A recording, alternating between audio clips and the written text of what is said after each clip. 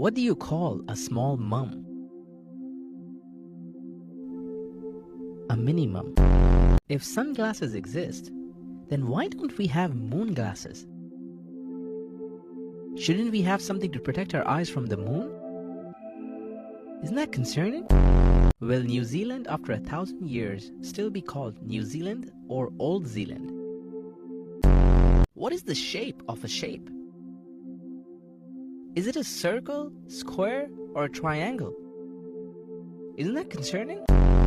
If trees produce oxygen, then how can we still breathe in the desert? There's no trees in the desert. Why do cars have the capacity to go to 240 kilometers per hour when this speed is illegal? If the 7-Eleven is open 24/7, then why do they have door locks?